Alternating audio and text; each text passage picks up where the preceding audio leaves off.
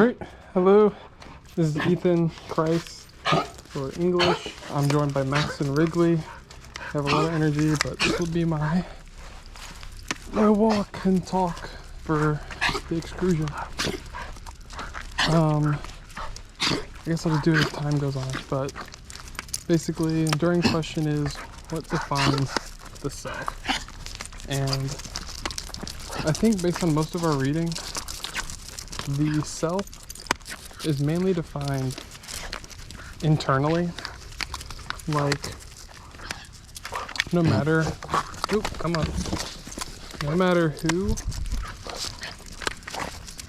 who's defining it. Yeah, I think they always try to start with themselves as a person. So like Descartes, for example, speaks about himself as the I, and I think therefore I am. So it's kind of like he's referencing it as himself. And then you had, I'm blanking on the name, but you had that one fella. Let's go this way, guys. Jonah Jonah, and he talked about I think therefore I feel, but everything is kind of in reference to yourself. Like, you always have to use yourself as a reference. And I think what really defines you is kind of just whatever you feel is correct. So, and so I think, I don't know, I'm not really 100% sure on really what it means to feel correct. But I just think a lot of these writers constantly use the point of reference of their own feelings, like, let's go this way. Like who they think they are, who they feel they are. It's always just them. And so I think that's usually just what I think. Thinking about other things we've talked about in class, like the rights of man, stuff like that. And through our discussion, it seems that a lot of things are inherently political. And so I may not think exactly political in 100% like, the modern day government sense, but it's basically like politics are kind of like a byproduct of being a human in society. And so I think, like, speaking for those people, it was kind of like the rights of man were all picked. They started picked and they look more and more like laws. And I think spiderweb. And I think that's kind of a byproduct of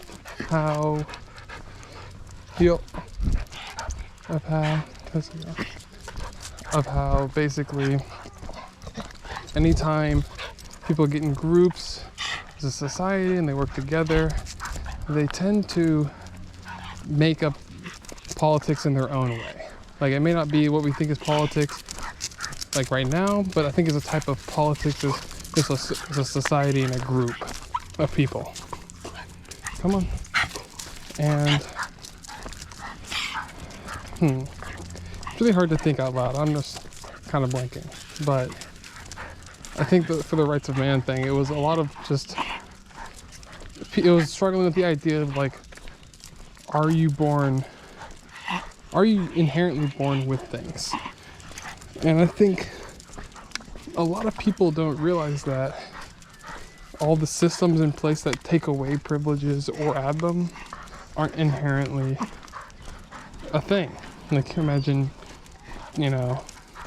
medieval ages and such, or even further back, there's a lot of systems were in place to give certain privileges, to give certain things. And I think that's why we were thinking in class about laws of man, it kind of was just well, we have no reference. We have nothing we can base it on. And it was struggling to just think of like, man, am I even owed anything for being alive? If so, like, is that not just what like all animals and all living beings are owed? Like being able to breathe, eat, drink, all the basics, sleep if they need it, stuff like that. And so then it kind of just got into a little bit of the deep end. Go let her pee. Good? Okay, cool.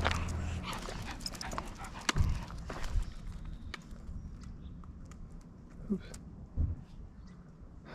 Anyway.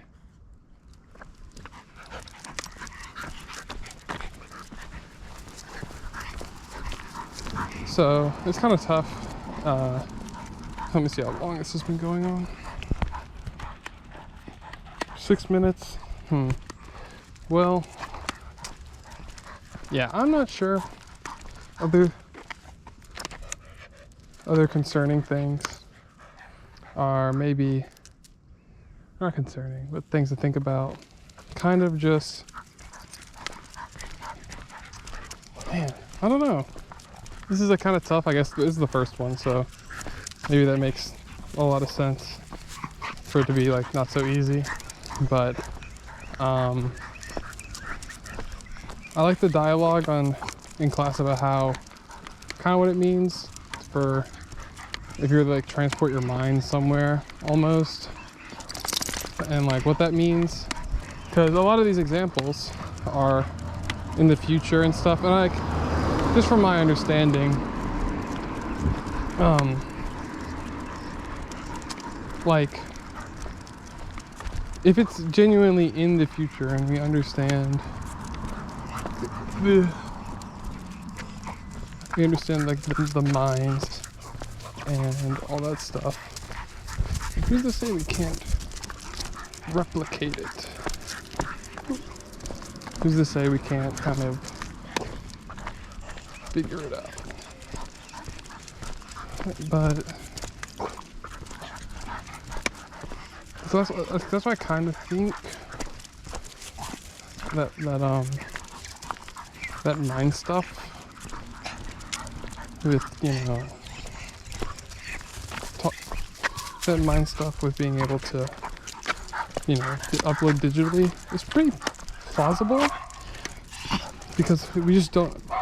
But like the missing key is like, how do you make thoughts? Like what part of the mind physically conjures thinking?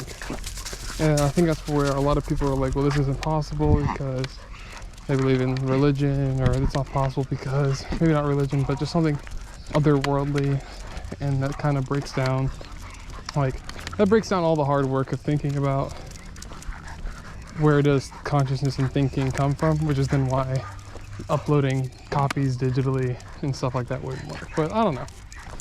Personally, I just think that it probably could work, but it would just be such a leap in neuroscience for it to work.